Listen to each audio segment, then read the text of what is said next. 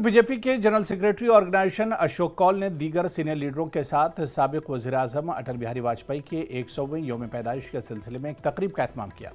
कौल ने दिल्ली के हालिया इंतखाबात के नताइज पर भी अपने ख्यालात का इजहार किया। उन्होंने तरुण चुग के इस बयान को सही बताया कि यह नतीजा इंडिया अलायंस के लिए ताबूत में आखिरी कील था। उन्होंने बीजेपी की कामयाबी का सेहरा वज़ीर-ए-आज़म नरेंद्र मोदी की कोशिशों और इस गारंटीज को करार दिया। इंडिया अलायंस के बारे में उमर के तंजिया तबसरे पर डॉक्टर उदित राज के तबसरे के बारे में पूछे जाने पर कौल ने राज के ख्यालात को मुस्तरद करते हुए कहा कि बीजेपी उन्हें संजीदगी से नहीं लेती। ताहम कौल ने दिल्ली के नतायज और हरियाणा और महाराष्ट्र में पार्टी की कारकर्दगी पर खुशी का इजहार करते हुए कहा कि बीजेपी ने सख्त जद्दोजहद की।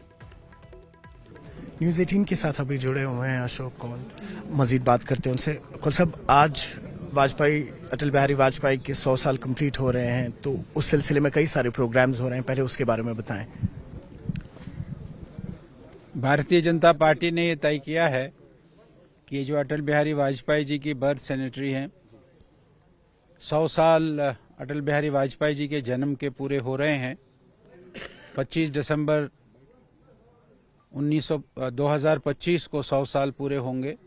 सारे देश भर में ये 1 साल के कार्यक्रम ये हम मना रहे हैं। उसी सिलसिले में आज यहाँ श्रीनगर के कार्यकर्ताओं ने, सेंट्रल कश्मीर के कार्यकर्ताओं ने इस प्रोग्राम को रखा था, जिसमें हमारे कुछ लोग जिन्होंने अटल बिहारी वाजपेयी जी के साथ उनको मिले हैं, उनके साथ काम किया, उन्होंने भी अपने एक्सपीरियंसेस शेयर किए।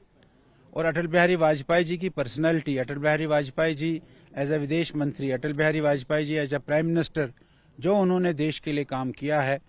अटल बिहारी वाजपेयी जी एक जाने माने व्यक्ति थे, वो एक कवि थे, वो एक लेखक थे।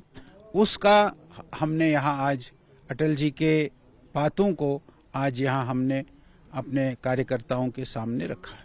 कौल साहब, अभी एक बयान आया है तरुण चुग का, आपकी पार्टी के लीडर हैं, जब उनसे पूछा गया दिल्ली की जीत को लेके, तो उन्होंने कहा ये आखिरी कील था उस ताबूत में जो इंडिया अलायंस को अब कम्प्लीटली दफन कर रहा है। नहीं, वो जब इंडिया अलायंस बना था तब भी हमने कहा था कि ये जुमले की पार्टी है और इंडिया अलायंस तो आपको कहीं दिखा ही नहीं है। पार्लियामेंट के चुनाव में भी आपने देखा तो इंडिया अलायंस कोई था नहीं है, कहीं कहीं था उस समय, लेकिन अधिकांश नहीं था।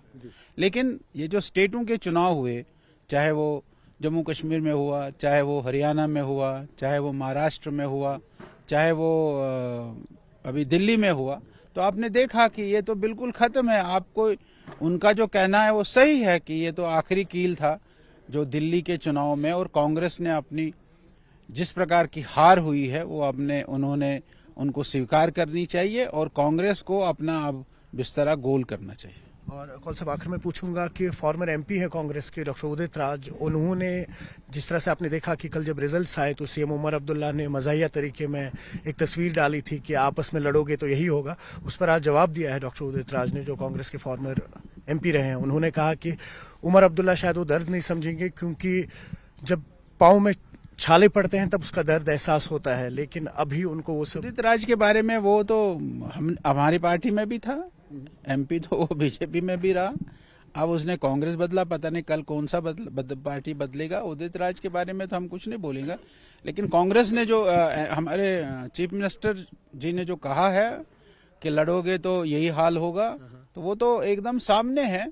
लेकिन ये अलग अलग विचारधारा के लोग, अलग अलग आइडियोलॉजीज के लोग, अलग अलग इनका तौर तरीका है, ये कभी इकट्ठे हो ही नहीं सकते हैं। और आज हिंदुस्तान के वोटर ने, हिंदुस्तान के लोगों ने इनको नकारा है और भारतीय जनता पार्टी के प्रति हिंदुस्तान के लोगों ने, हिंदुस्तान के वोटर ने एक विश्वास दिखाया है।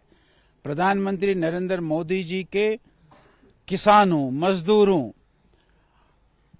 ग्रामवासियों के लिए, महिलाओं के लिए, युवाओं के लिए जो नरेंद्र मोदी जी का काम है, आज वो लोगों ने देखा है।